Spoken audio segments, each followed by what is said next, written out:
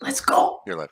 Welcome to Slow News Day Live. My name is Steve Boykin. I am here in yet still half burnout Boulder Creek, California. I am joined by my better than your co-host, Glory Jones. What's happening, Glory? It's good to see you today. How are you? I'm doing all right. How was your week? My week was all right. Okay. Before we get going here, we've had an influx of newer people lately. I'd like to welcome you to the program and let you know that I don't do this to change anybody's mind about anything. I do this to ease my own mind about everything, and it works every time. And if things go particularly well, we can all expect to experience a 90-minute distraction from our impending doom. So with that understood, the World Economic Forum met this week in Davos, Switzerland, as they do each year to plot the subjugation of humanity and exchange adrenochrome recipes.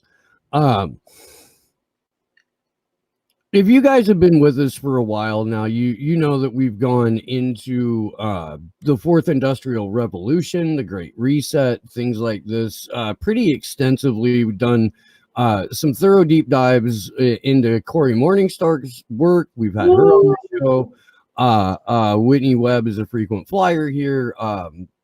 Ryan from The Last American Vagabond has been covering this pretty extensively too. He's a fellow traveler and will be joining us tomorrow afternoon on this here program. No, sorry, tomorrow morning for us. So like 11.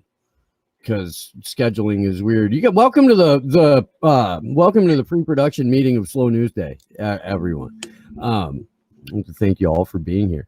But my point being, I think, if there is a point, we're gonna find it. My point being that the World Economic Forum now seems to be leading not just U.S. policy in general, both foreign and domestic, but a giant swath of the West and all of the recolonized nations in the global South that the West has just not really let go of after the initial round of colonization. Glory, you've had to sit through this shit too. What I would love to hear your overall impressions of what you were forced to take into your skull by sheer virtue of being a part of this show. Yeah, well, I mean, let's also preface everything with the fact that with every segment that they did at Davos, only the first 30 minutes was available to the public. So we couldn't even see how oligarchs were plotting our destruction. We could only see the first 30 minutes of it. And that was something that I found really annoying with all of the segments I watched, was they would do like this vague neoliberal speak and be like, because I watched a segment on ocean economies, which was AIDS, as you would figure. And then they were basically discussing how, we kind of destroyed the coastal economies and ocean ecosystems, but now we're going to discuss how to ration it back to you. And are there any local or city actors involved in this?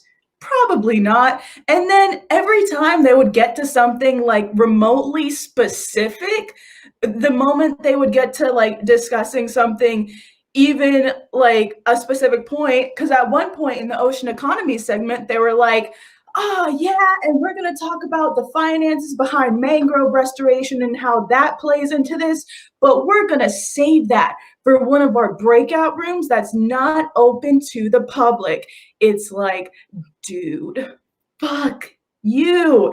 And that's what so many of these segments are, is just a bunch of corporate fucks and empire PR agents discussing how exactly they're going to take us over and how exactly they expect all of us to comply with it. So yeah, we're about to get into the specifics of that. Yeah, and I think I want to start by sort of talking about what happened at GameStop this week.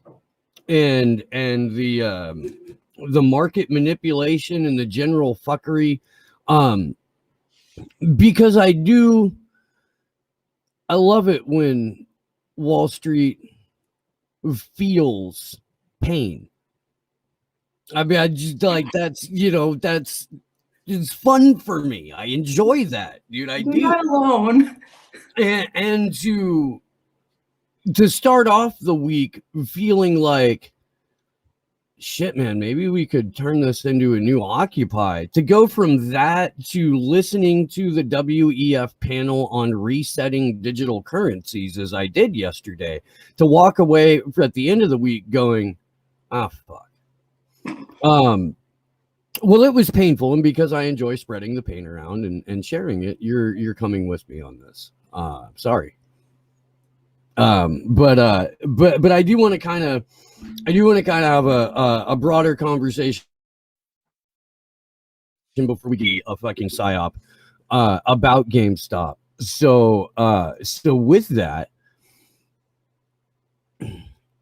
Wall Street Bets, a subreddit made up of like day traders, fuckboys, and fucking homeless people. Yeah. Exposed the grift that Wall Street is, exposed the casino, laid it bare for everyone to see, took advantage of it using legal means, and got shut down in the middle of trading. They had to rewrite their own rules because the rich weren't collectively gaming the system enough. It was the system got fucked and was fucking back, and that couldn't take place. So there's been a rewriting of Wall Street's rules and a significant exposure of just how fraudulent and fragile the stock market is and the ecosystem that's been created around it financially. And I'd love to hear your initial overall take from this whole thing, Lori. Well, first of all, fuck Reddit mods though, because like I used to have a Reddit account, but then them shits put me at like fucking -12 karma and -12 points because they kept correcting their asses on all the politics threads. So fuck them for that. That's why I don't fuck with Reddit anymore. But rest in peace, Aaron Schwartz. But like, yeah, still fuck a lot of politics Reddit. But I mean, I'm so for this. Like, I'm not a fan of the system to begin with, but if you're gonna game it to take down fucking Wall Street, I am 100% here for it. And it's like, it's not even something that necessarily involved like a massive physical presence. It was just people online going, yeah, you should buy a bunch of fucking GameStop stocks and not sell them and not fucking do anything with them. But like, it's amazing when people get that into their heads what they can do. And like, I wish it wasn't a psyop. Like, I wish there was a way to just hold the line and bring all these fucking hedge fund managers to their fucking knees. But I mean, yeah, it's kind of my initial thoughts on it. So look, I really do, regardless of whether or not this was organic, I can't stress enough how much I agree with the concept of initiating a round 2 of Occupy with a little bit more consideration for the inevitable. I think is a good way to describe that. But the panel on resetting digital currencies, and Josh, if we could go ahead and pull that clip up. It's the one that starts at 24 seconds. So I want to play the clip, and I want you guys to listen to it, and then I want to tell you what my initial observation was after hearing it. So let's go ahead and run that. and I am the founder and CEO of AZA. We are the largest non-bank currency broker in Africa, and I was a technology pioneer at the World Economic Forum for the last forum. We were the first company to make a market for digital currencies in 2013 in Africa. So I have not only worked with the asset class and the technology where trust has been scarce, to say the least, but also in a geography that has suffered from de-risking in the global banking sector quite severely, which is also resulting from a lack of trust. Christine Lagarde spoke extensively about the de-risking and how that affects the financial system globally at the last forum. But this Monday, the forum's daily theme is designing cohesive, sustainable, and resilient economic systems. So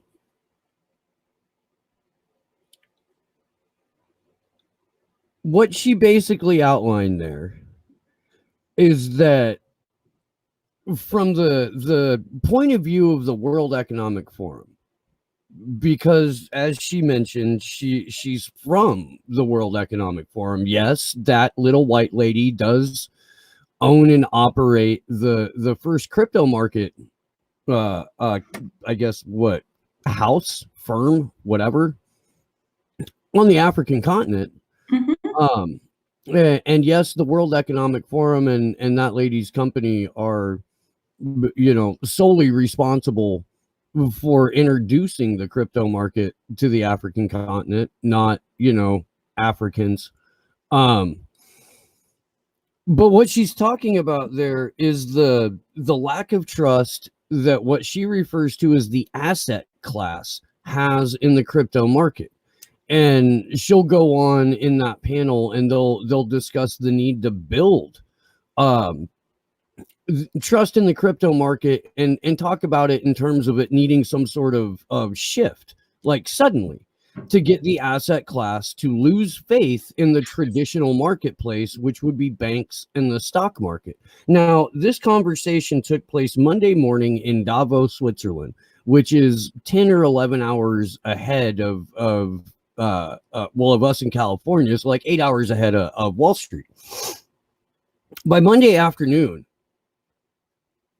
Wall Street Bets was talking about squeezing the short on GameStop and AMC and Bed Bath & Beyond and all these other brick and mortar, undervalued or overvalued stocks.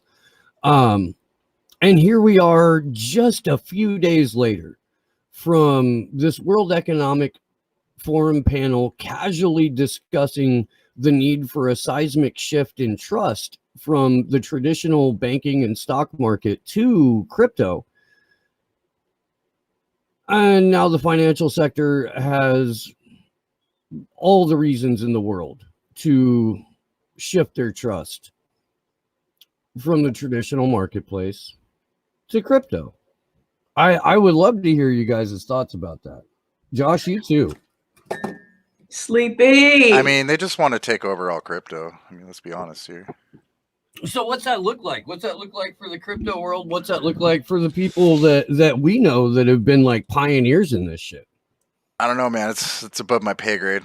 I think talking to some of the ABB people would probably have a better idea. I'm gonna get AK on for a crypto show here soon. He knows a lot more, but I'm just not well versed enough in it to understand the implications. But it's clear that they either want to destroy it or co-opt it, or both. Hey, my fear is, and the first panelist on this, and guys, we're going to drop links to all this stuff after the show here. It'll be in the description, in case any of you hate yourselves enough to go sit through this shit too. The first panelist on the Resetting Digital Currencies panel is the fucking Queen of Holland, who tells a story about the first Dutch bank, the Bank of Amsterdam, and the currency that they established. And she speaks of it in terms of, it was like the world's first stable coin. You're gonna have to watch it. Like, I'm not gonna go. That's what all of these panels are like, though. It's like oh, let's bring in this corporate fuck that made the issue worse to talk about how we can make the issue better. Cause like that's literally, and like, cause I watched a panel on rebuilding the economy with social justice as well, that had fucking Sadiq Khan, the London mayor, who's letting the police run wild on protesters, and the fucking president of Tiffany's, who exploits the shit out of Africa via their diamond mines. Like, and these are the people that are presenting themselves as like the gatekeepers of fucking social justice and spearheading this whole operation. It's like, ugh. So in terms of, and again, like we're gonna come back to this with somebody who knows a ton more about the cryptocurrency world than we do. But I wanted to get this information out, and I wanted to get you guys thinking about this and seeing the issue from all sides, because yes, dude, it is wonderful that we are breaking Wall Street, and let's continue to do that. But as we do this, there will always be entities that will profit from it, always, as long as we still have a system that operates on exchanging either bits of paper or a series of ones and zeros and calling it value. We'll probably have that. But it is fascinating that just hours before all of the GameStop stuff began, there was a World Economic Forum panel about the need for a seismic shift in trust. And here we are. So I just wanted to put that out there. I'm again, dude, I'm not saying, this is not me saying the World Economic Forum orchestrated the GameStop short. I'm not saying that. I'm saying it is incredibly eerie that mere hours before it began, there was a World Economic Forum panel where they were laying out the need for this shift in trust. Where do you want to jump to from here? Because we've got a lot of stuff to cover. Do you want to go ahead and play all the way through the fucking creepy troll ad, or is that going to take too long to set up? And we'll have to. Is that the Klaus one? No, it's the autoplay video on the front page of the WEF YouTube. Send me a link to it. I will. Hang on just a minute. Yeah, what else? We have some stuff lined up. Do we want to? And then I don't know when we want to go into the protecting press freedom. It's gonna be fun.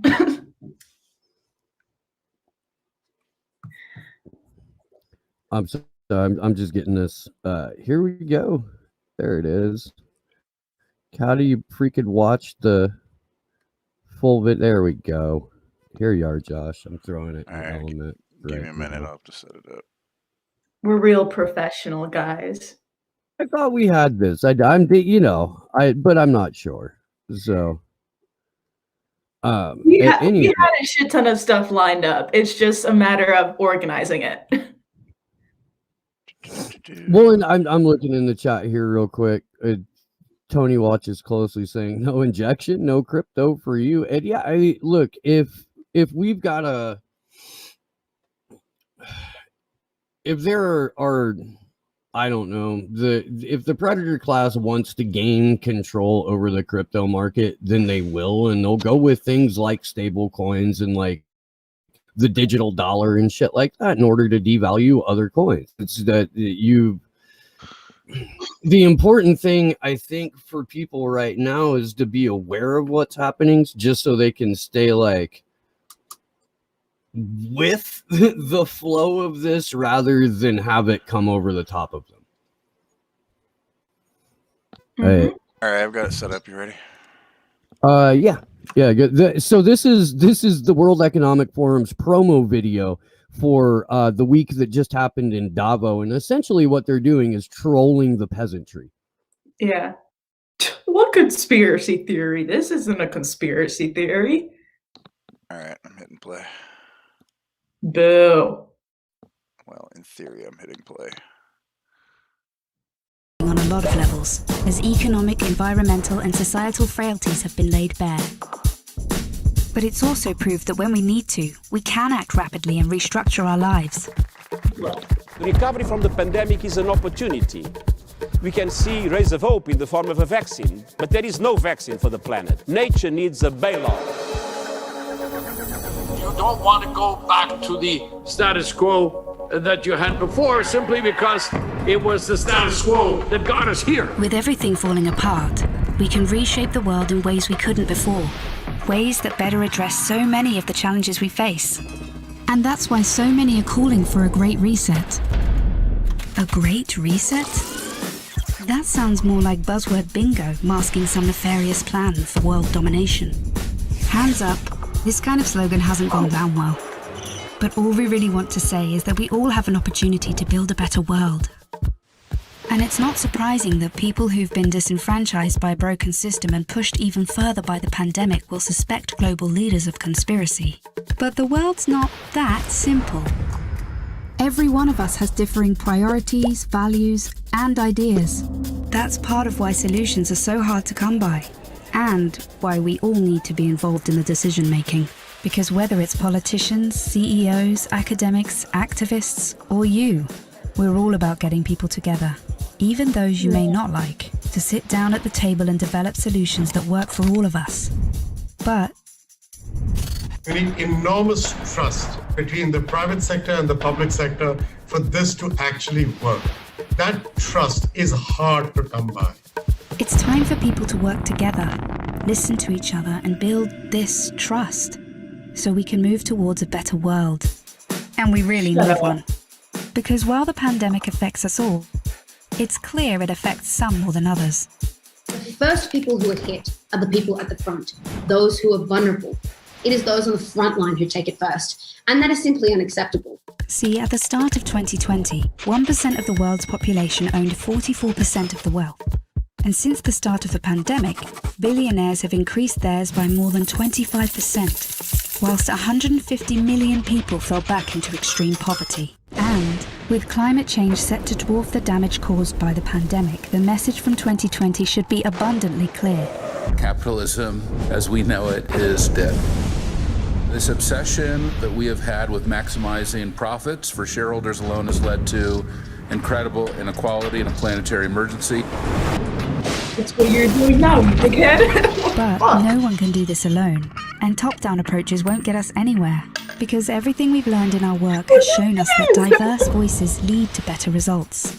And it's for these reasons that the forum talks about something called stakeholder capitalism, which would shift businesses away from just profit. Because if we want to change where the focus of our recovery will go, then we need a new dashboard for the new economy. And that needs to encompass people, planet, prosperity, and institutions. Giving people a real stake in the economy and putting well-being before growth. And that's all about getting the right people in the right place at the right time. We must rebuild our relationship with nature for the survival of the peoples and our planet. We have a window of time which is closing, and we need everybody who cares to get together and find solutions now. It's the people who have great ideas and who share them with others. They're the ones who are shaping the future. So if you want to be a part of the change, then tune in, turn on, and get involved. Follow the Davos agenda, right here, online, on YouTube. No. So I want to.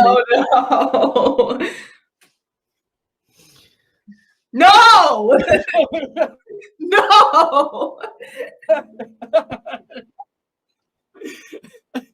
It's just the gif of Michael Scott going, no. Look, man. In 60 years, 50 years, we went from tune in, turn on, and drop out, which allowed for the complete commodification of everything and an entire generation of anti-war activists to get completely bought up by corporate America, to tune in, or what was it? tune in, turn on, get involved. Says what they said, something like that. Yeah. And don't you guys feel better about the invitation to participate in your own enslavement? Do you feel better about that, Glory? You should, because billionaires told you to. Come on, don't you feel better? The billionaires want you to be involved in your own enslavement. And you can participate in this great human experiment that we're all involuntarily a part of. You will eat bugs. You will own nothing. And you will like it. Fucking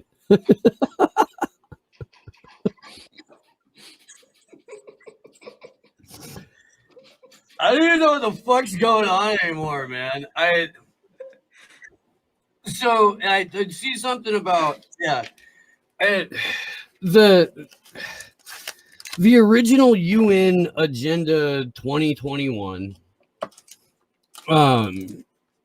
it kind of dovetailed nicely with this period of acceleration that began really 4 years ago with the inauguration of one Donnie Johns Trump. And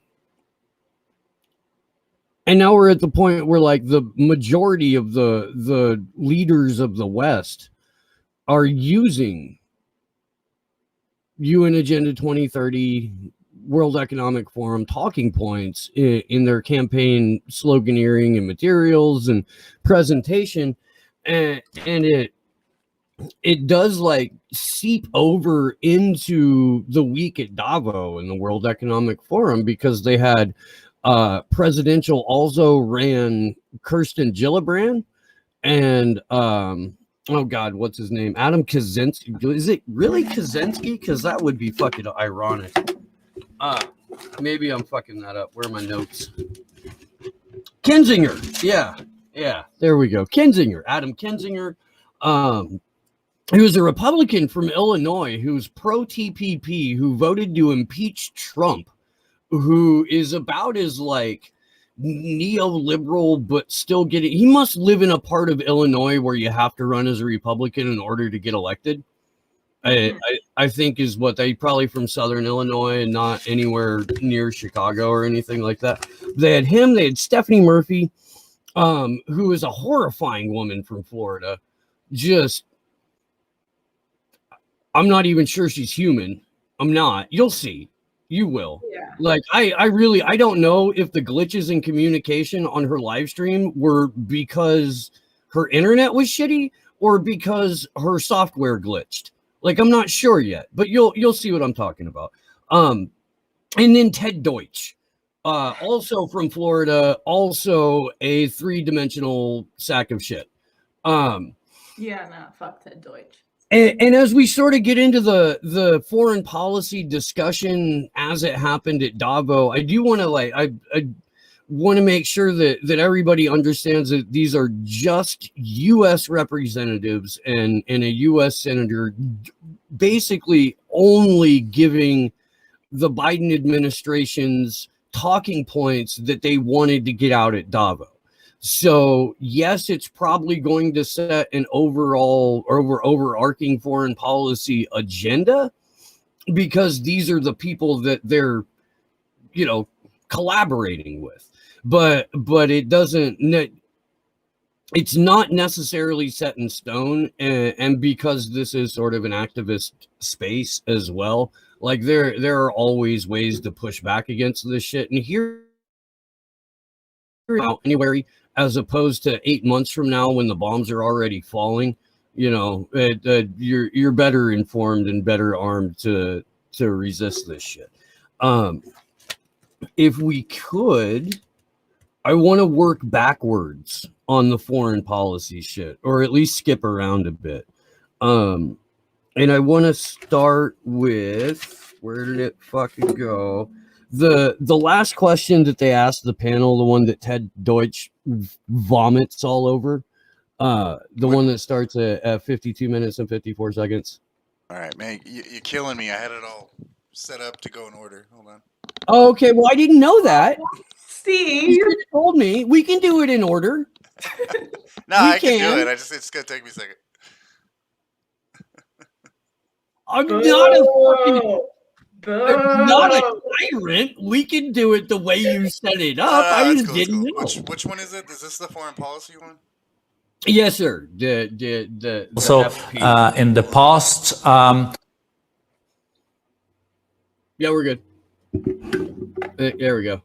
Be right back. So again, Ted Deutsch, Florida Democrat, absolute pile of human garbage. More restrictions? It's a really important question, Morgan. I appreciate it, but I just like to take a moment and expand the conversation. This is the World Economic Forum, and I am always happy. I know we're American legislators, and so I'm happy to talk about what's happening in America. But let's remember that we're having this conversation as Uyghurs in China continue to be put into camps, as Navalny sits in prison, as Maduro runs Venezuela, and I could go on and on. The rise of authoritarianism, the threats to democracy, global. So I wanna highlight a couple of the things he just said there, because I guess I didn't get the timestamp right. The question from the moderator was, can democracy survive social media? That was the question. And what Ted Deutsch does is he goes, well, let me tell you about the Uyghurs in their camps. And, putting aside the fact for the moment that whenever someone complains about the plight of the Uyghurs, no one mentions that they're Wahhabist Muslims. Nobody mentions that. Nobody brings up like, oh, this is the activated violent branch of Islam. Oh, there's Uyghurs in Syria right now. Yeah. That nonsense aside, when the question is, can democracy survive social media? He goes, well, we've got this problem where there's these human rights violations going on. He couches all of it as human rights violations, but only says there's Uyghurs in camps, and they're I can't even read my own. Oh, Navalny is in prison. A hardcore Russian fascist nationalist, poor guy, is locked up because he's the puppet we prefer, not the puppet we originally installed 30 years ago. Whoops.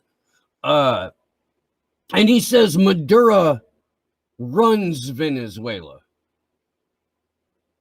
As a sample of this, what he's about to categorize as a pandemic of authoritarianism.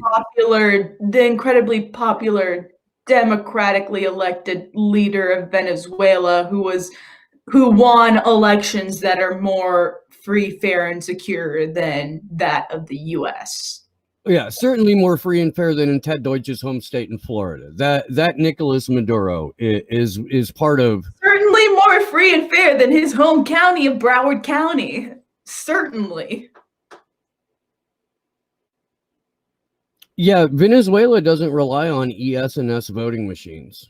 They don't. You actually have to show up in person and be verified by another human being, and then go into this like horseshoe thing where you are observed by no less than 30 people participating in the voting process.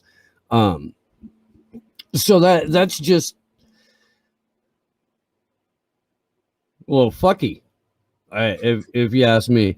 Go ahead. Let's hear the rest of this fuck for another minute. Globally, did not start in the United States, did not happen as a result of the pandemic. These are challenges that we must face together globally. And and even after we talked before about the global nature of the pandemic, but the pandemic of authoritarianism is what we're going to be battling, and the fight for democracy and human rights and free expression and the role of a free press. That's what's going to be front and center for years to come. I think it's going to be the most defining issue that all of us tackle around the globe in the coming decade. And social media, to your point, social media is a part of that. And there is responsibility that comes with the decisions that for-profit companies make about what they're going to allow on their platforms. That's a conversation that has started in this country, that has gone a little further in other countries, and that this Congress, I believe, will take up in a very serious way. This is not just a here. So the problem is, according to Ted Deutsch, like he'll say, he flat out said, you know, free press is going to be the defining issue of this new, I guess, Congress, this new Biden administration. He's saying they're going to take up the question of free press, and we'll get to that. We'll explore that a little bit more when we break down the next panel. Which is bad.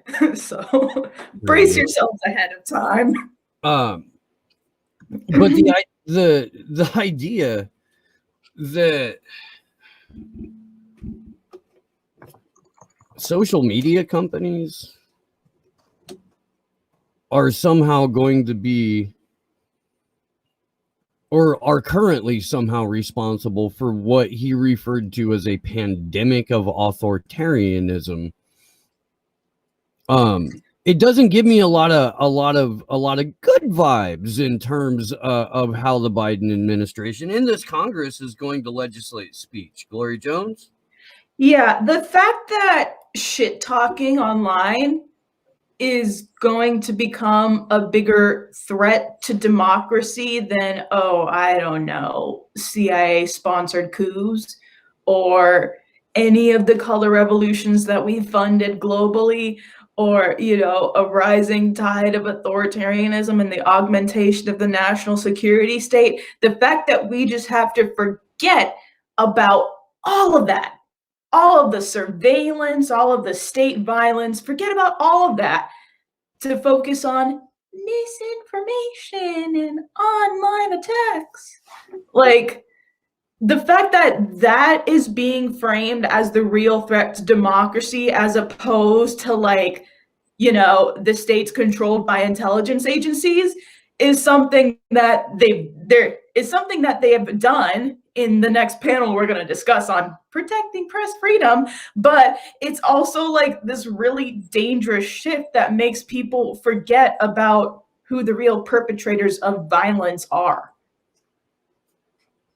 And who are the real perpetrators of violence, Glory?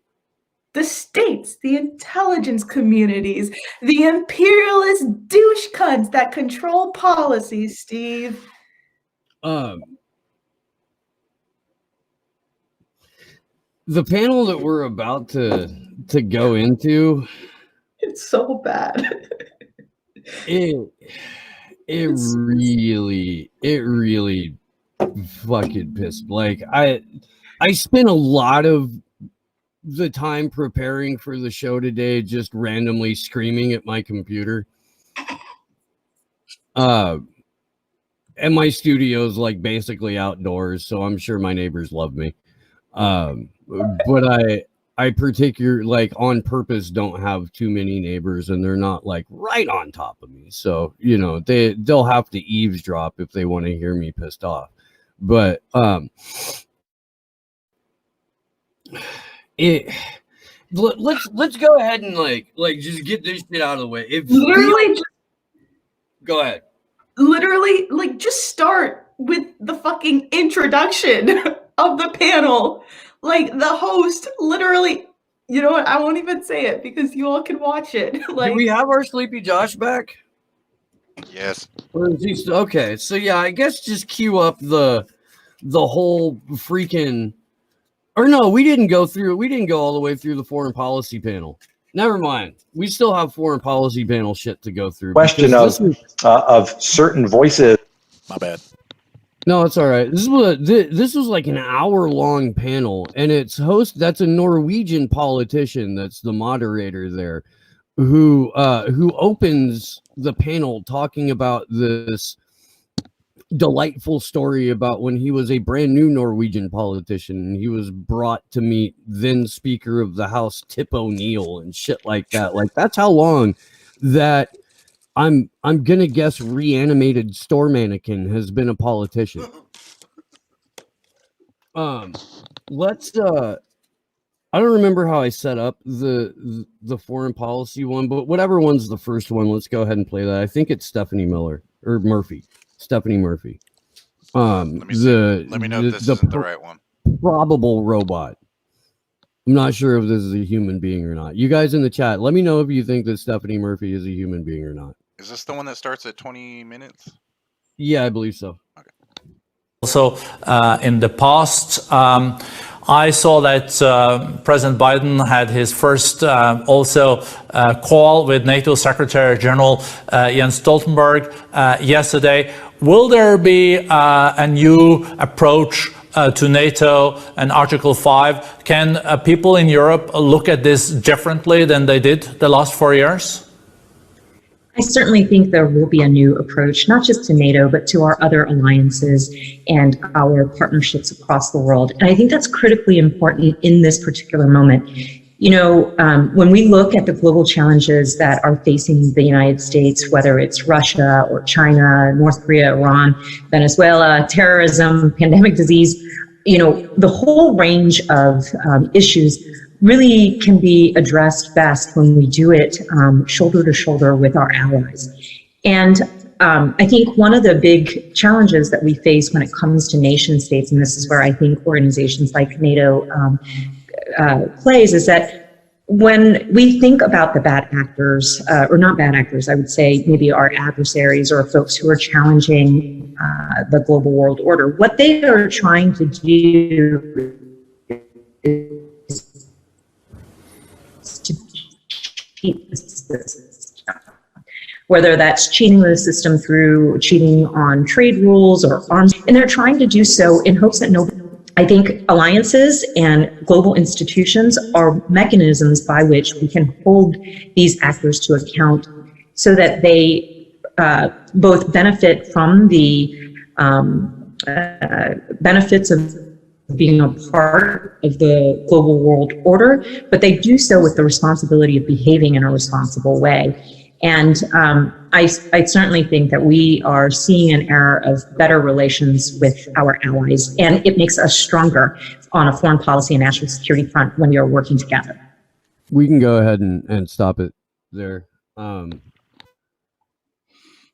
So real quick, I mean, before we get into this, I do want to know if you guys think that was a glitch in her personal AI programming software, or if that was her internet. The global world order. What is that? Just like new phraseology for new world order? They figure if they change the first word, people won't notice. Yeah, pretty much. Just expanded NATO, which, you know, fuck NATO. Well, and they specifically mention Article 5 of NATO, and Article 5 of NATO is the collective defense agreement. That is unilateral force if any NATO ally is attacked or perceived to be attacked by, you know, China or Russia, and she brings up Venezuela as well. Yeah. Like, you know, all love to my Venezuelans, but like they're not quite on the same level, like superpower rise, as China or Russia. No, but they do have the second largest reserves of oil in there too. It's like fucking neocon orgy, like, ooh, Russia, China, Iran, Venezuela. Like, why not throw in Bolivia and Cuba too? Well, they're about to add Ecuador to that list because a gasp socialist may get elected there this week. We're going to be staying on top of that. By the way, guys, we do have a good friend down in Ecuador who's been on the Assange Vigil a few times, journalist down there. So we're going to have a follow up with the Ecuadorian election at the end of the week. But as she's describing the sanctity of this global world order, she backtracks. She uses the word bad actors to describe Russia and Iran and China and Venezuela, and she pulls back and she's like, okay, well, they're not bad actors, but they're adversaries. Is there a difference? Or is that a distinction without a difference? Because it seems like a distinction without a difference to me. Yeah, no, I'm sure it is. I mean, we've sanctioned all of them, so it's like, oh, you sanctioned both bad actors and adversaries? Thanks. Fucking like, oh, God forbid any brown people have some agency and self-determination. No, we can't have that. I can't remember if it was her or if it was the Kinzinger, the other dude, the pro-TPP, anti-Trump Republican who called Jake Sullivan and Tony Blinken and Lloyd Austin and fucking Avril Haines, what powerhouses of foreign policy. But these are demons, like clear, dead-eyed Zionist demons. And you said it, man, like couching that in the same phrase as powerhouse has a completely different meaning. Yeah, like I said, I don't trust anyone who uses the phrase powerhouse unironically when referring to US policy, because like realistically, if we want to move forward, the fucking whole empirical system of the US should have nothing to do with future foreign policy for the next couple decades at the very, very, very, very, very, very least. Take a 250-year break. Yeah, we should get the fuck out. Let some other people have, their own agency and self-determination and sovereignty. Has that ever clicked in? No. I mean, that does sound like crazy talk. Our powerhouses of U.S. foreign policy and keep leading the charge for the global world order and the new world order. I don't know if we could properly foster a beneficial experience in the global marketplace without, subjugating millions and millions of people. I don't know if that's how that works, man. I don't. What's my bad? I'm trying to. Do we have it in the anybody? Yeah, adversaries to the global world order. That's just crazy. It is. Yeah,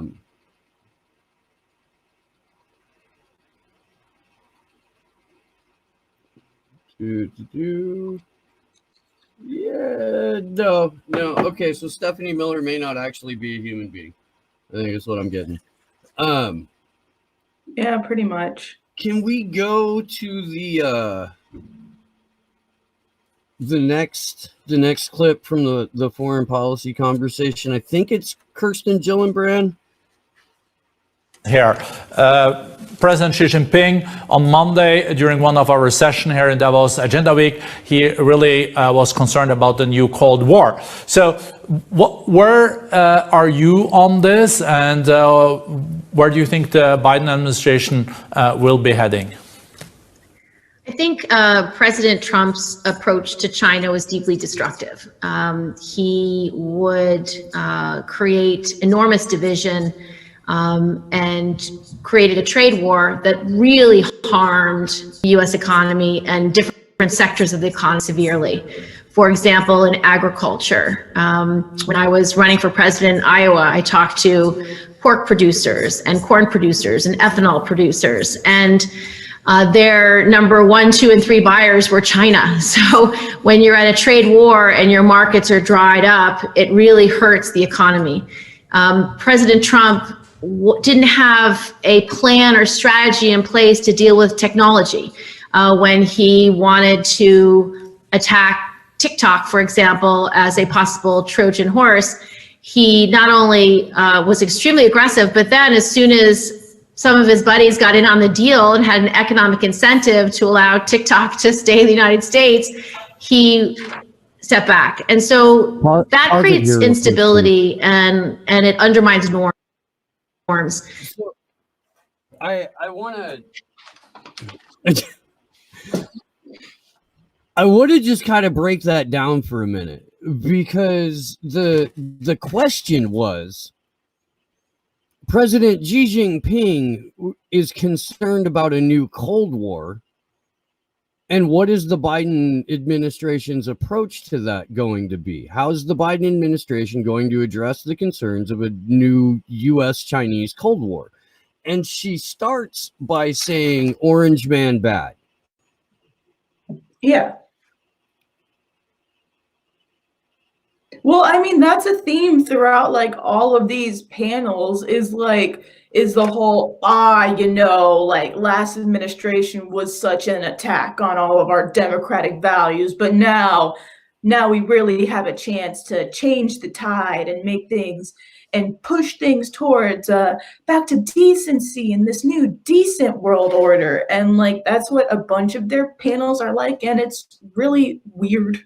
They really are. This concept of the Biden administration and the Camilleri administration are going to return us to these social norms that she'll get into a little bit more when we get back into the clip. It's fucking unsettling to me because everything was batshit crazy and wrong before Trump.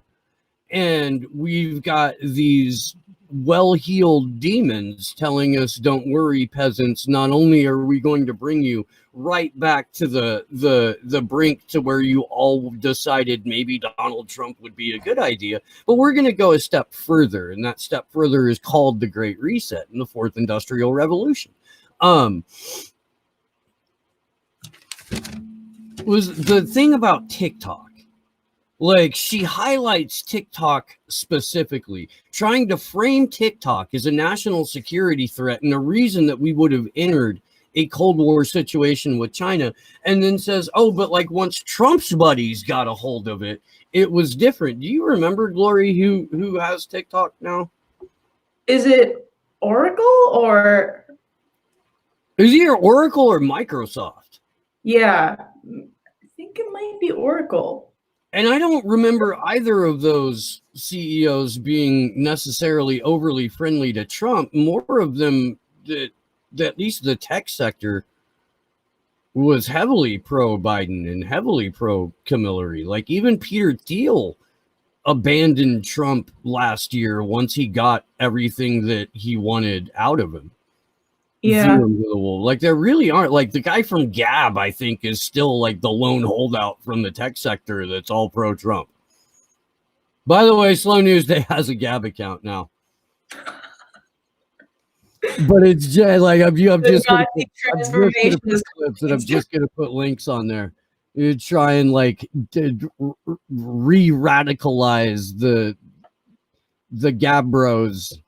I don't know, dude. You fucking get you away from that like quasi fucking fascist statist bullshit and down onto our level. With no commentary whatsoever, just posting links.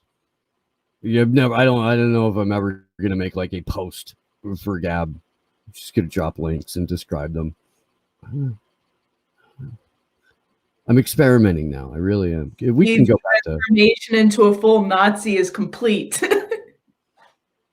Yeah, that's how it starts, right? You get the Gab account, and then pretty soon the jackboots show up in the mail. You didn't even order them; they just show up. Copy a comp, some rees. Yeah, no, I don't think that's how that works. We can go back to Kirsten, build a brand, though. President Biden, he will restore the norms. He will restore the stability of international organizations. And he will be able to address China a little more directly. I think President Biden should look at the entire array of issues where we can get along with China. We should be engaged very aggressively economically. The more we pull them in, the more we create ties, the more we do joint ventures. Many of our other values, I think, will begin to transfer. I think it's important to recognize that China has undermined human rights horribly during the Trump administration. What's happened to the Uyghurs in particular is deeply disturbing, with forced sterilizations and other huge humanitarian and human rights abuses. But I do think if we can focus on engagement, we might have more sway in influencing how China sees other issues. If we are stronger partners economically, we may be able to then begin to take on shared national security threats. In the world of cyber, we need more global cyber norms, and that might be something we could engage with China on productively. We have to make sure that we respond and understand threats that China is creating, whether it's in their military technology development or in where they send their military assets. But again, the more we are engaged economically, it will. Yeah, and what the fuck is a cyber norm? I'm getting there. I'm getting there. And I think we could wrap the foreign policy bit. No, we still have another one, don't we? Or do we? There's one left, yeah. I don't know. Yeah, there's one left. Okay. Yeah, no, so I just want you guys to the whole point of this show really is for you to come on this fucking journey with me. And I want you to know, friends and neighbors, brothers and sisters, and everyone in between, that as I'm watching this, the recurring thought in my head was, well, golly, how is this woman not president? I'm kidding. It's a joke. Glory, don't look like that. Stop it, Joan. Stop it. But no, I mean, look, shit, who told that woman it was going to be a good idea to run for president? That's what I would like. Were they building the all-girl Hillary band and they needed a blonde one? And they were like, oh, Kirsten Gillibrand, she'll do? They're like, we don't have enough women running, so let's just chuck her in. They had brown Hillary, who is now vice president. They had fake native Hillary, who lost terribly. They had what, like, brunette Hillary, who, when people found out that she threw staplers at her employees, were like, yeah, maybe not. And so they needed a blonde Hillary, and they were like, oh, well, we gave her the Senate seat anyway. Like, that particular Senate seat in New York is just forever who the Clinton cabal wants to be in it, and they can just sort of like cycle through a list of dead-eyed, soulless blonde chicks who are cut from the same cloth. Like, is that I've been to New York. There are not a significant amount of blondes there. Like, they've got to import them, I think. It didn't need to be a part of the show today.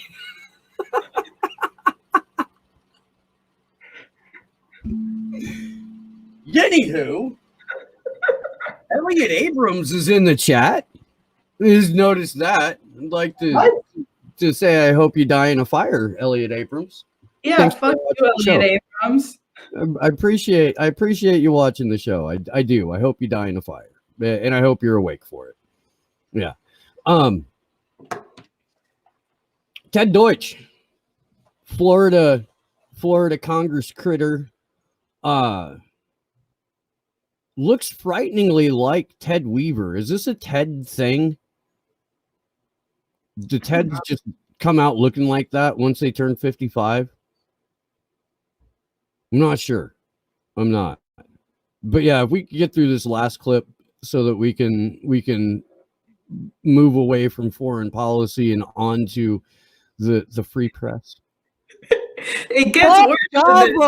It gets worse. The World Economic Forum, and I can't express enough how horrible these people are, and the fact that they get to meet with like some of the most incredible security and the surveillance around Davos, Switzerland, leading up to and during this week. Like there is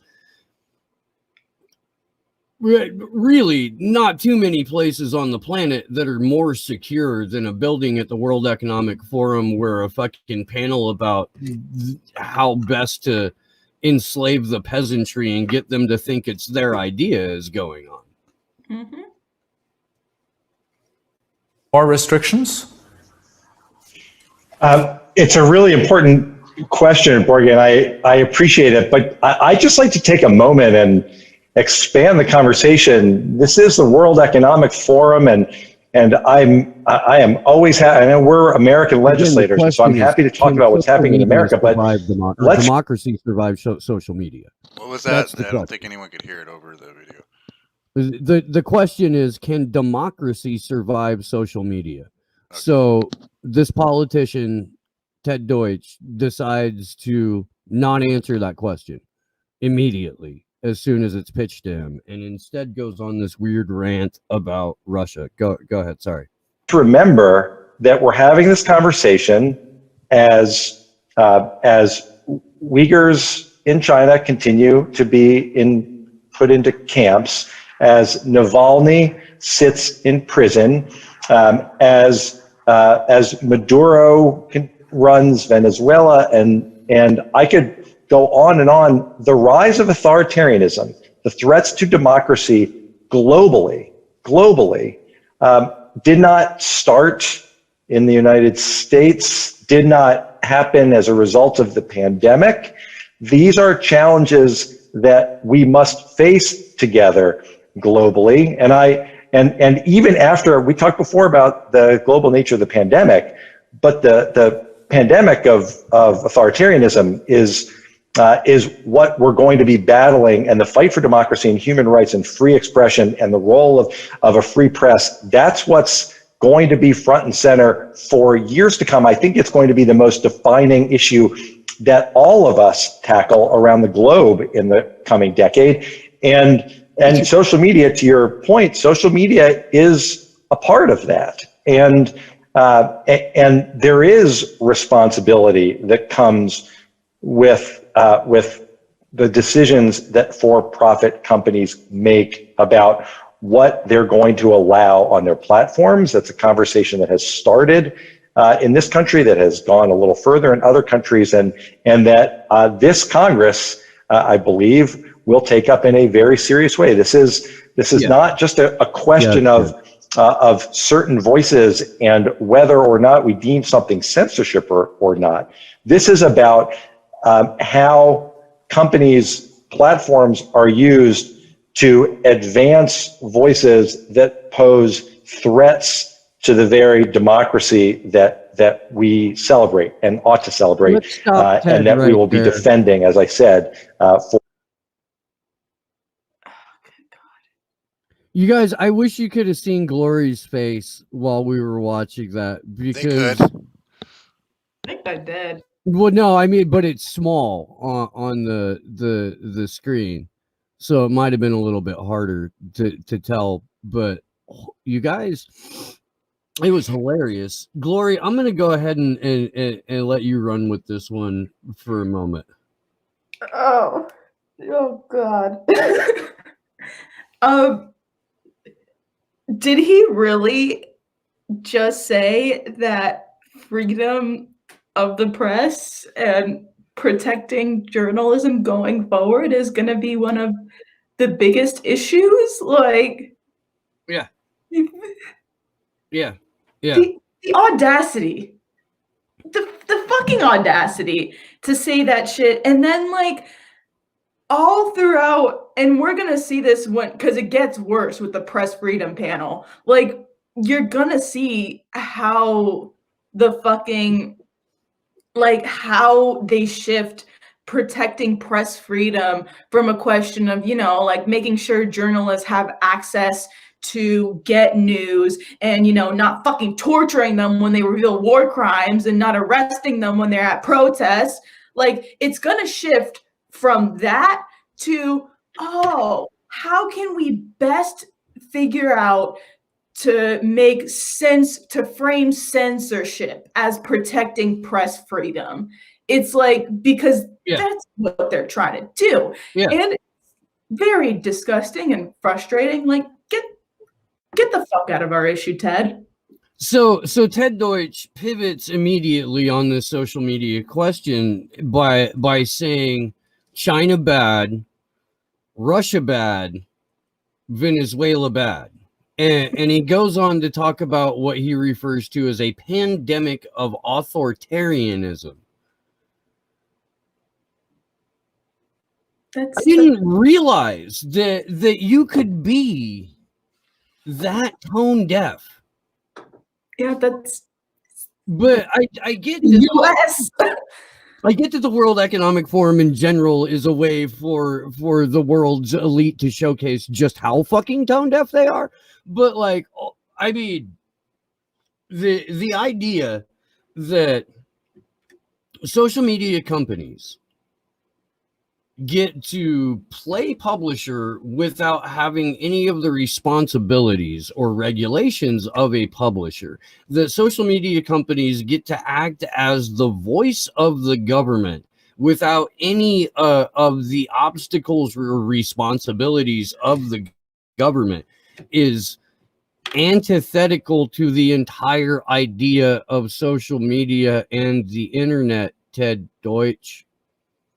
And he highlights the restrictions that the EU has put onto their internet as something that is a good thing and an aspirational thing for Joe Biden's new Congress to pick up the mantle of. That is the most disturbing part to me.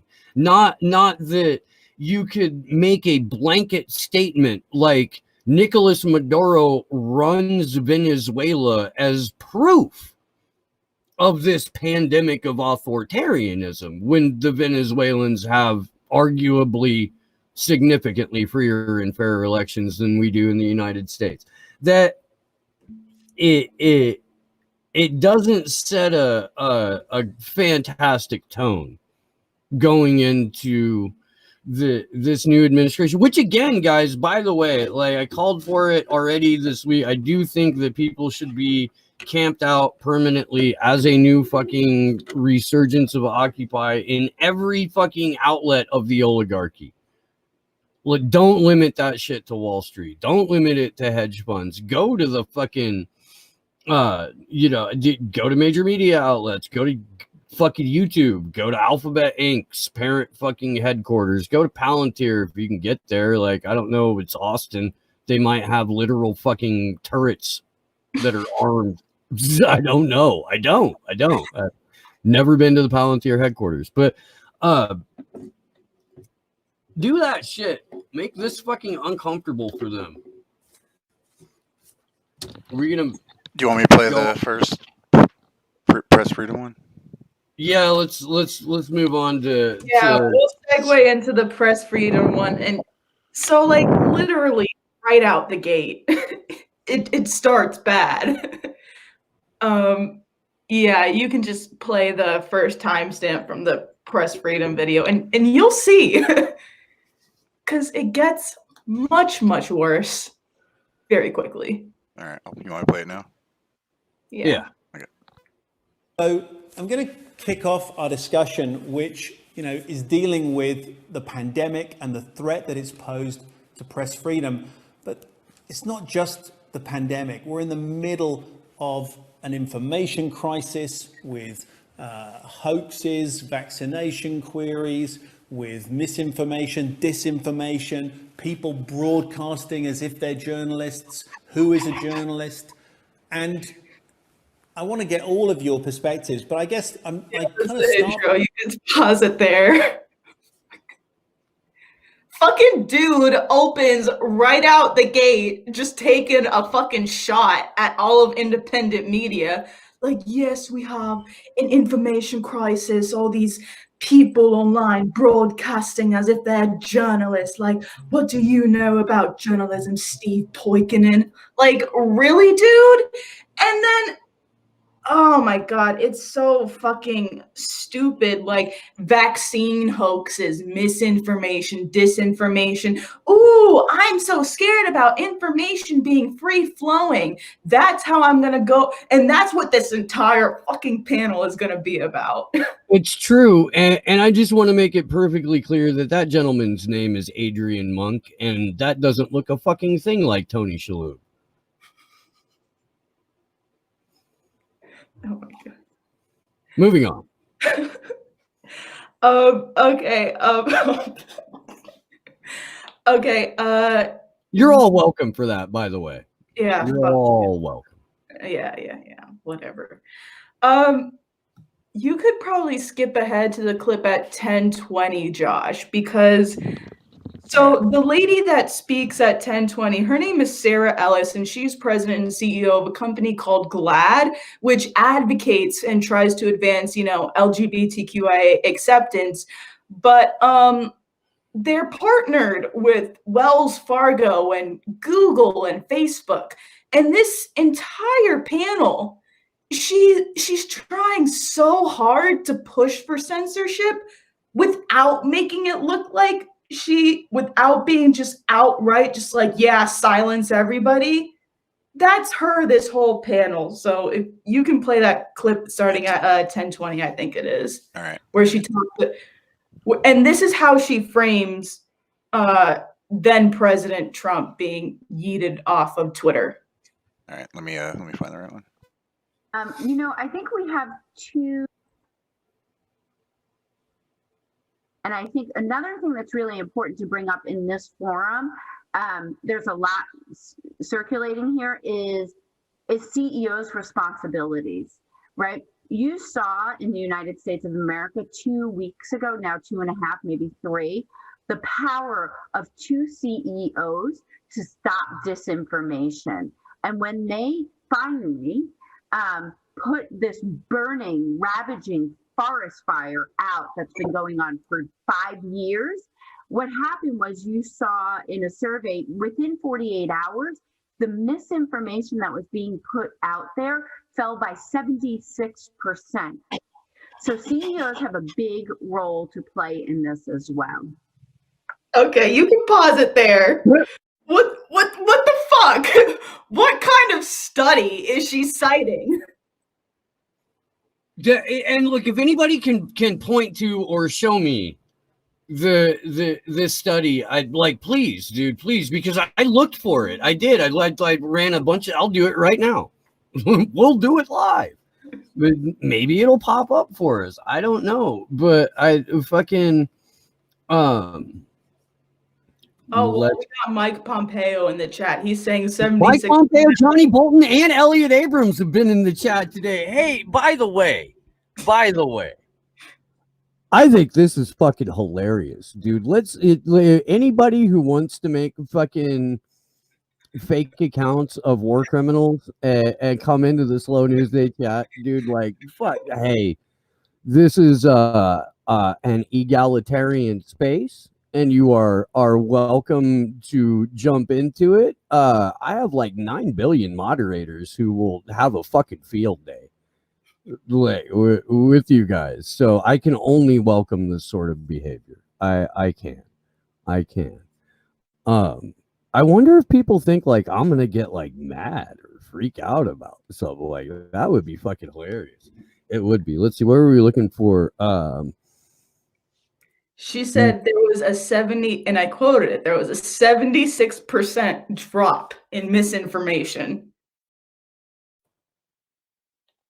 But the quote was also weird because she said a survey revealed, which like. Okay, so here we go. This is from 73% drop in misinformation on U.S. election study, according to Signal Labs based in San Francisco.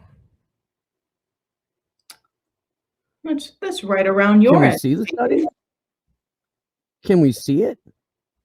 Yeah. No, we can't see it. Like what? Like how? like how the fuck they conceptualized and operationalized misinformation. Like knowing that would be really handy, guys. They're basing it solely off the number of times fake news or misinformation was mentioned across several websites.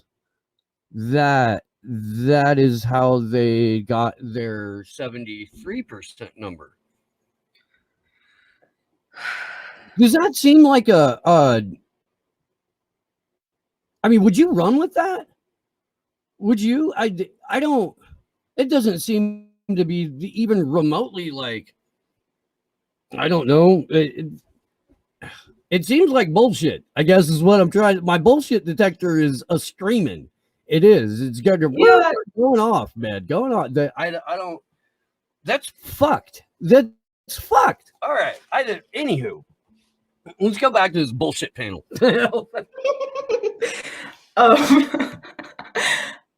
Yeah, I don't even it's ruining fedoras for the rest of us. Yeah, you can play the next clip where you know, I'm pretty sure Jordan Charlatan would have an orgasm if you listen to this. Oh, this is the Jordan Sheridan boner-inducing clip. Senator Daniel Patrick Moynihan, who talked about the need in a democracy, you can disagree on opinions and you can have different opinions, but we all have to have the same fact set or the thing doesn't work. Yeah, no, absolutely. And I mean, I think that kind of fact finding and that factual kind of edge to reporting is what makes press freedom so valuable. It's not merely the power to say things, it's the power to say things that are evidenced and that are backed up by serious reportorial work. Serious reportorial work. It's that factual edge, Steve. Yeah. 6 corporations own 95% of media outlets, including both of the outlets that those two gentlemen work for. They have that factual edge, Steve. They get the vast majority of all of the stories that they report on from one of 3 sources. AP Europe, or Reuters. That's it. And we want the rest of the general public to get all of our information from those same 3 outlets, because they emphasize we can have different opinions, but we need one set of facts. You know, Gloria and I were talking about this in our chat as we're watching this shit. And I was about 10 minutes behind in the video from where she was. I was watching other shit, and like both of us recognized immediately that these are a handful of douchebags sitting around talking about how best to handle narrative management. But in case that's that hasn't become perfectly clear for you guys yet, that's what's going on. We've got 4 douchebags sitting around talking about how best to handle narrative management. Again, at a panel at the World Economic Forum, where the vast majority of Western leaders have adopted all of the talking points and are now 100% on board in helping to roll out and achieve the aims of a handful of billionaire sociopaths at the World Economic Forum, who did tell you you will own nothing and like it. You will eat bugs. Yeah. Everything you own will be delivered by drone and you will rent it. That's what they told you. That's what they're telling you. They're telling you this shit. That's not Steve telling you this. It's not Glory telling you this. That are the people that are running this show telling you. Mm-hmm. And now we got 4 douchebags sitting around ruining fedoras, telling you how they're going to handle narrative management. Yep. And God, there's so many instances of that in this fucking video. I took a shit ton of timestamps for this, by the way. I'm very disorganized when it comes to note taking, but we could probably. Oh, you know what? You could probably skip ahead to the 2246 clip, Sleepy J. 2246 when they. These are what my notes look like. I'll show you. Okay, so like Scribblings I and drawings. have like a really weird merger of like calculus homework and then actual notes. And then Yeah. I have like a really shitty drawing of like a piano and a cat jumping on it that's like merged in between my notes. Yeah, I'm about there too, dude. I am. All right, play this one. Roll tape. Yeah. What you saw in America a couple weeks ago, again with the insurrection on Capitol Hill, was a manifestation of what happens when there is no filter. And again, a lot of that is good. The danger, of course, Adrian, is that we have to be very careful about filtering news. I mean, we all, everybody here believes in an unfettered free press, but when misinformation comes through these platforms unfettered, it leads to very dangerous things. Stop this little ferret face fuck right here. Yeah, because it gets even worse in the next clip. But It does, but I want to make sure that we absorb all of that, because he's blaming their or I guess he's describing a fictitious version of events as they occurred at the Capitol 25 days ago, really 3.5 weeks ago. It's still fucking January. How is it still January? And the thing that this guy does is he's not even necessarily blaming the insurrection on the outlets that pushed misinformation themselves. He's saying that the responsibility falls on the gatekeepers at the top to make sure that there's enough filters on our information. Are you fucking kidding me, dude? Yeah, people having access to unspun information in real time, Glory, is dangerous, because then people might make up their own minds, and we have to filter this information through a set of gatekeepers and interpreters. Otherwise, our simple little peasant brains might get the wrong idea, and we might show up on mass and demand for fucking agency. Maybe. They're just really concerned that the youth are going to have access to multiple sources. It's bad, because then you get Zoomers like me. So, dude has tried to buy a barista. I guarantee you that. I guarantee you that guy has tried to purchase another human being. Okay, Sleepy, you can play the next clip, because I think the next clip is quite bad. About protecting journalists is not just physically, is a really important one, because Matthew, you touched on this disinformation, misinformation. I think your point is a really powerful point, because we've seen the way journalism's opened up. We've seen things like, for example, Bellingcat, where open source intelligence has really used the public to shine a light incredibly on a whole range of different things. But then against that, you have to put this tsunami of misinformation, disinformation, and also targeting of journalists like yourself, who are trying to get the truth out there. And you can probably speak to experiences you've had in investigating the murder of your mother, where you became the object of really vicious online attacks. Don't platforms have a responsibility to protect people in your situation also?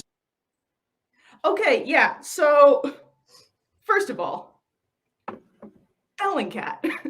Open sourced intelligence, Glory. Bellingcat. Yeah. Counts as open source. So Steve and you guys did, my live reaction to this was way worse, because I just fucking texted a cascade of no's into the Element chat when I first heard this. I was like, no, not Bellingcat. And then it gets even worse, because it gets at the heart of what they're trying to do. Is they're trying to have this very insidious framing of press freedom issues as online shit talking that needs to be hammered down on by big tech as opposed to, you know, making sure cops don't tear gas and arrest journalists, making sure journalists aren't getting harassed at protests, not imprisoning and torturing journalists, like award-winning journalists like Julian Assange for exposing war crimes, not censoring the shit out of journalists. It's like this whole thing was trying to pivot so that way censorship could be seen as protecting press freedom instead of, you know, focusing on state violence and censoring of journalists. It's completely backwards. It's completely upside down, and we've got journalists begging for, arguing, and justifying a cottage industry of gatekeepers through what's described as a filtration system. I spent most of my time watching this just screaming cuss words at my laptop. I'm straight up going to have to take an hour and 25-minute long shower after this. We can go to the next clip. Yeah, I mean, Steve and Sleepy witnessed like my reaction in the element chat as it happened. It wasn't pretty. Okay, you can. I actually said, "Ma'am, this is the Wendy's." Yeah, and I told you to shut up. But it was funny. I think if we see a new administration that has a deep respect for the press and a deep respect for diversity, to get to your other point, we will see that more and more take form within our society. I also think that what we were talking about earlier is holding these platforms accountable, that they are a distribution unit. So what happens, what is distributed on their sites ultimately needs to be monitored in a way by them. And that is up for a lot of debate on how that is and what it tends to be, because we do have freedom of speech, we do have freedom of press, and those are vital to our society and to democracy. But I will say on the other side of that, especially when you look at marginalized groups, you did say they are targeted more often than not, and there needs to be these protections of some sort in. Okay, marginalized individual here, you know, Zoomer, Jamaican diaspora woman. Fuck you. Fuck you. Your protections aren't doing shit for us. We're getting censored by the fucking CEOs you want to empower. Oh my God. Did we breeze by the clip where she refers to Jack Dorsey and Mark Zuckerberg in glowing terms?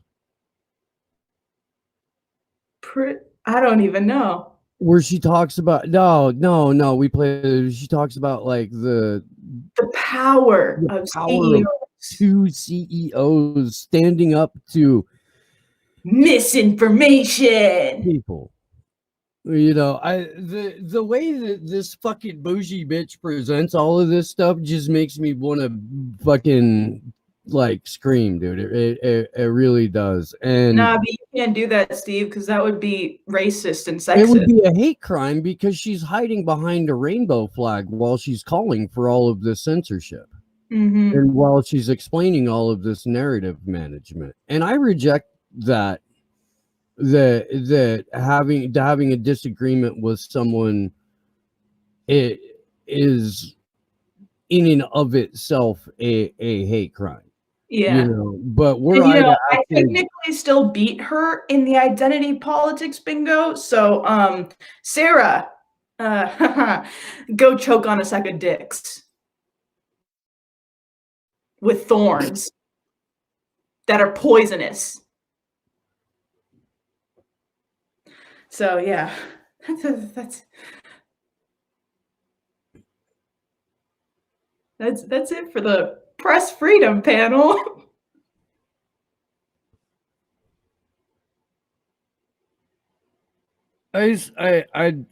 Oh God, dude. I mean, it was, and again, like most of these panels, they only give you a half an hour, maybe 40 minutes of setup, and then they go into these, break off groups where the actual plotting and planning takes place. So what we get to see is their corporate buzzword promo for what the actual agenda at Davos is.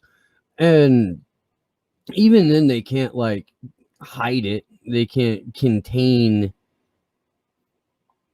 the unbridled glee apparently that they're filled with over the thought of putting chains and filters and anchors on certain types of information or on the way that information moves. And that's not what a fucking media is.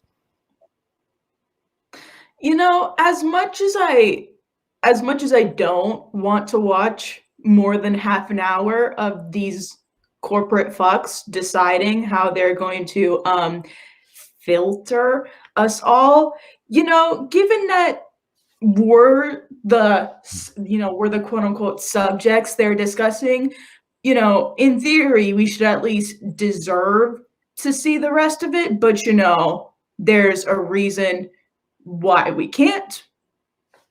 So, yeah, I'm going to point that out. Because some knowledge is just so powerful that if a mere peasant had access to it, they would react in an inappropriate manner, Glory, because we lack the overall ability to understand these things in our tiny little peasant brains.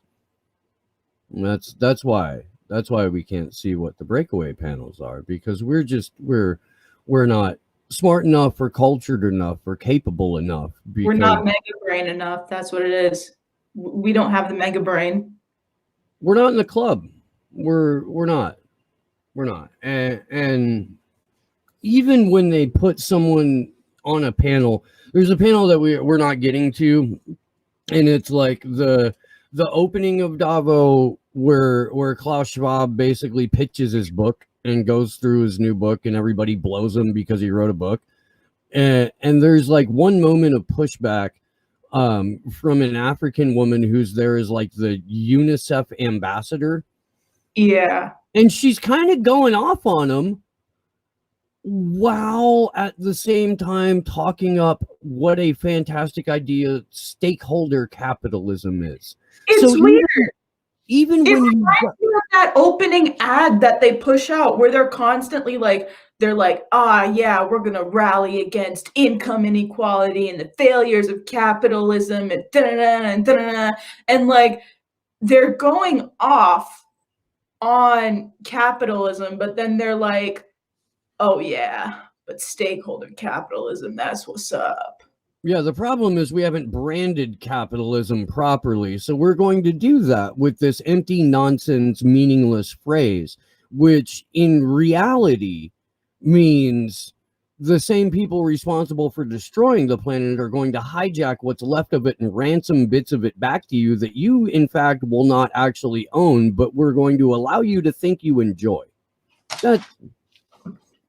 Yeah, no, it's like, the way they talk about it too, because I don't know if you want to play it, but I put up a clip as well about from Tiffany's lady, from the president of Tiffany & Co., the company that has diamond mines in Africa, where she's talking about what stakeholder capitalism looks like in her company. And it's like, oh, well, we just have to make sure that the boards are diverse, and we need to have a real comprehensive look about what our boards of our corporations look like and make sure that it's diverse and representative of the people as a whole. And it's like, why not focus on the fact that your corporate imperialist actions are doing immense harm and damage to the environment and the population of Africa? Why not focus on that? Because that seems like the more pressing issue than having a Black woman be the face of your mining operation.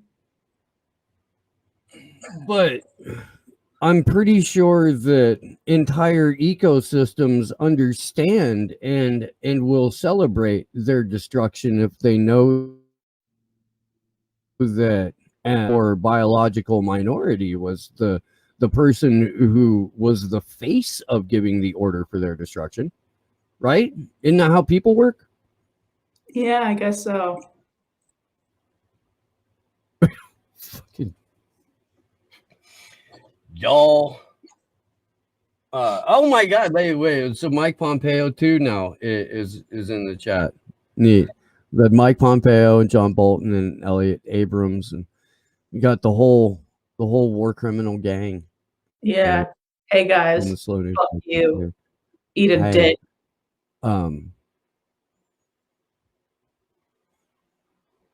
I want Mike Pompeo to be a day laborer for a week. Like seriously, Nah, like you don't hang want out that guy at starting to Home get Depot. ripped. Huh? You don't want that guy starting to get ripped. No, I want him. I just want him like hanging out, like waiting with other day laborers so he can put his hand up and be like, pick me. No, Mike, no, you're a little bit too portly there, my friend. I don't think we're gonna get much work out of you today. You'll trim up a little bit by missing meals, waiting to get hired. We'll see you next week. You can make him Steve's personal assistant. You have no idea how badly I need a personal assistant. I can't. That's why you need to get Mike Pompeo to be Steve's personal assistant. Hey, yo, Mike, you watching this, dog? Slide in my man Steve's DMs. He's looking for a personal assistant. I mean, that's accurate. Good Lord, I need people to remind me to eat. Like, I won't. I'm bad at that shit.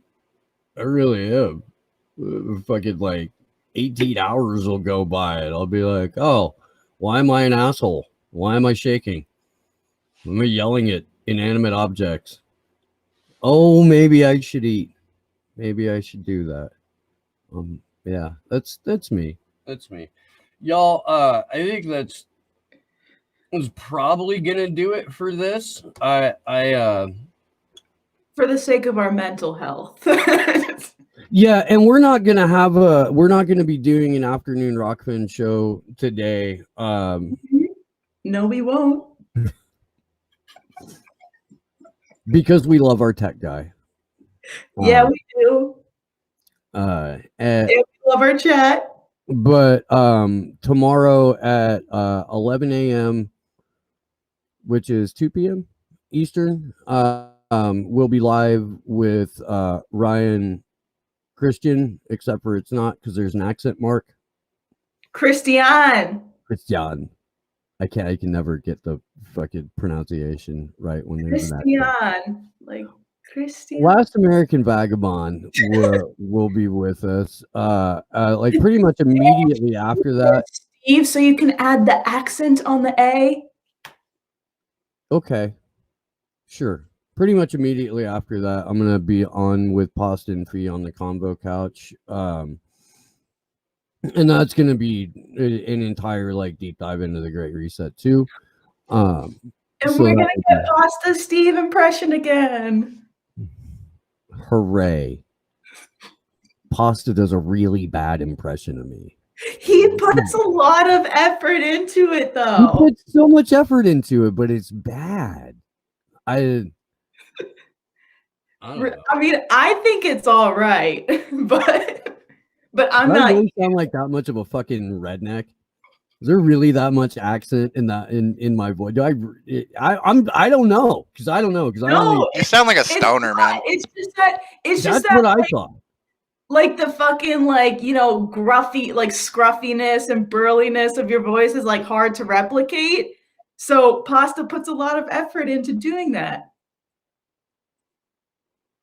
It's fucking hilarious. It is. It is. All right, guys. Glory, what you got? Oh, fuck all of these fucking World Economic Forum douche cunts that are trying to dictate and gatekeep, because y'all know my sentiments on gatekeepers. Fuck them.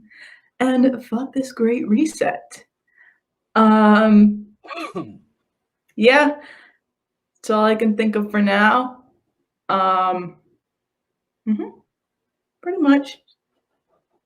Love y'all. Love the chat. Y'all are awesome. So that's gonna wrap the entire online presence of Slow News Day for the day. I think I don't think I've got anything else going on later. So yeah, thank you guys for being a part of this. Thanks to Rob Juno for the super chat earlier. Puff Adderall over on the Rockfin. Yay, Super Ray! I refuse to call it that. I do, just on the sole basis of the fact that it's like Pasta's ridiculous nickname for it. See, and that's what you have the co-host for, to say things that Steve refuses to. Yeah. Thank you for the Super Ray. It's always appreciated. I do appreciate the tip, though. I do. Thank you to Sleepy Josh on the ones. Woo, We threw like more clips at Josh for today's episode than we have for an entire year. Yeah. Yeah. Thanks for that, guys. The chat for the past like 24 hours is just like a shit ton of timestamps. It really is. So thanks, Josh. That's how Scoop Gang works, y'all. Working extra hard on this. My God, if we actually put effort into this show, we would make the rest of independent media look like a bunch of fucking know-nothing lazy asses. So maybe we'll do that. Put these chumps to shame. They don't call us Scoop Gang for no reason, guys. It's true. It's true. We love you guys. We'll see you soon. Good luck to us all. Love y'all.